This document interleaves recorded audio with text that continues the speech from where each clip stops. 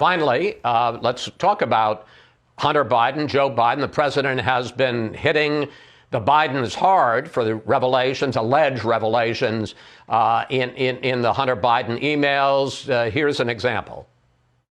Hunter made no money until his father became vice president, and now he's like a vacuum cleaner. I'll tell you what, it's an organized crime family as far as I'm concerned. I got about a minute here, but two Senate-led Republican committees investigated what went on in Ukraine. And while they said that with Hunter at Burisma and Biden handling the Ukraine account for the administration, while there was a perception of a conflict of interest, they found no actual wrongdoing. And as for these other business deals, and you talk about, the big guy and money, the fact is Vice President Biden has actually released his tax returns, unlike President Trump, and there's no indication that he ever got any money from anybody in these business deals. So I guess the question is, do you have any hard evidence that Joe Biden lied to the IRS? Because that would be a heck of a story. Well, we do know that Joe Biden lied to the American public when he said that he never discussed his son Hunter's business dealings, but we have pictures of him with a Burisma executive. We know that he played golf with him. We know that there's independent confirmation that one of these meetings did happen. And Chris, here's the key takeaway for anyone who's watching at home. Joe Biden has not come out and himself denied any of these allegations. And additionally, there's a much bigger, broader thing. As you think back to 2016 and the way that voters really rejected the whole Clinton Inc., the way the Clinton family made all this money trading off their name and access. We're seeing the exact same thing here with Joe Biden and his family.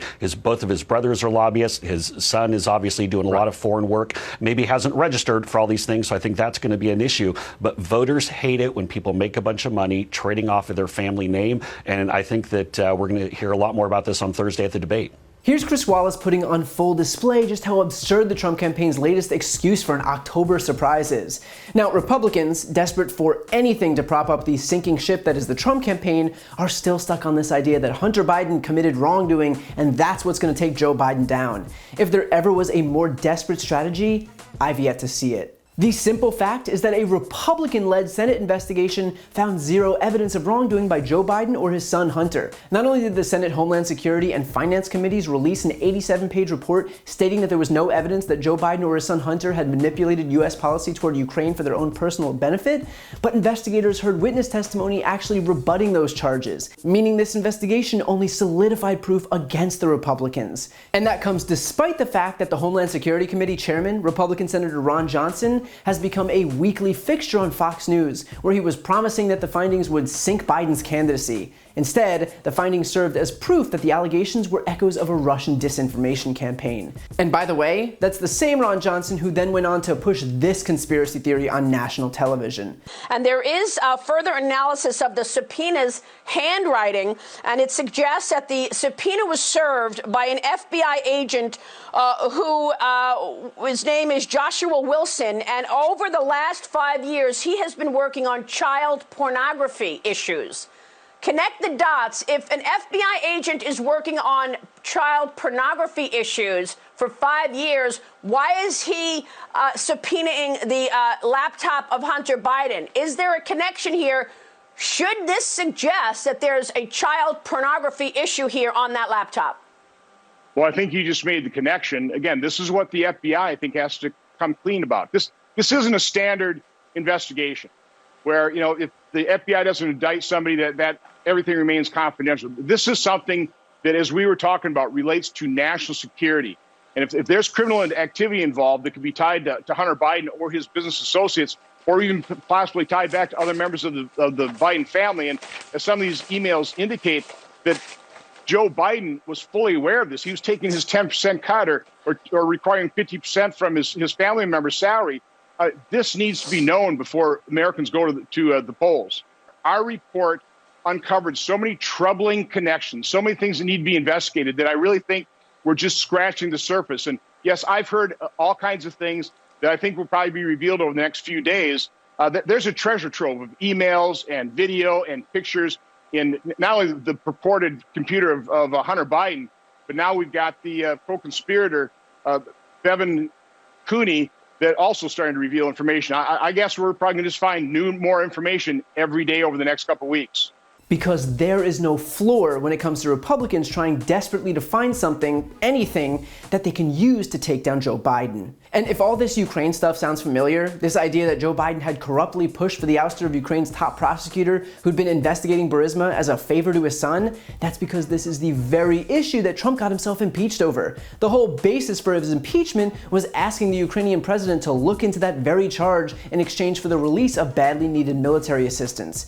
Why the Trump campaign would think that this issue, of all issues, is worth relitigating is proof that they're either gluttons for punishment or just downright stupid. Consider too that Steve Cortes gave the entire game away when he said this. We think back to 2016 and the way that voters really rejected the whole Clinton Inc., the way the Clinton family made all this money trading off their name and access. We're seeing the exact same thing here with Joe Biden and his family. They are so desperate to recreate 2016 that they're using the exact same strategy. I'm sure you've heard about the already debunked story from the New York Post about how some supposedly devastating emails were found on a computer that Hunter Biden had dropped off in a Trump supporter's computer shop on the other side of the country from where he lived, which all sounds very real and very legitimate. The point is that if they're going to try and recreate what happened in 2016, they might want to get just a little more creative than another email scandal.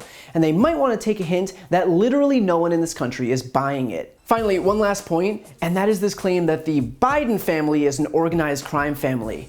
Really? There's projection, but this is just next level stuff. Ivanka and Jared made $135 million in 2018 alone while working in the White House. As of 2019, Don Jr. and Eric sold $110 million of their father's real estate despite the promise of no new deals while their dad was in office. Trump had been mandating our military stay at his failing Turnberry resort in Scotland to rescue that business. Jared Kushner's firm owns the distressed property 666 Fifth Avenue in New York City. When he sought an investment from Qatar's Minister of Finance in 2017 and that investment failed, Kushner then undermined efforts to bring an end to a standoff where Qatar's neighbors created a blockade. Add in the loyalty pledges that Trump has demanded, including one from FBI Director James Comey, and you have the literal definition of a crime family. So the Trump campaign will continue to throw these absurd Hail Marys, they'll continue to cook up more phony emails and secret payments and backroom deals, and there won't be any proof for any of it, but they'll be too desperate to care. Of course, if they were able to win on the merits, they wouldn't have to try and BS the American people, but they can't, and they are putting that on full display with moments like these. If you like this video, please check out my podcast, No Lie with Brian Tyler Cohen, where I take a deep dive into the week's most important stories and interview major players in politics, including Kamala Harris, Katie Porter, Adam Schiff, Nancy Pelosi, Eric Swalwell, Mary Trump, Al Franken, Cory Booker, and many, many more. Again, that's No Lie with Brian Tyler Cohen, available anywhere you listen to podcasts.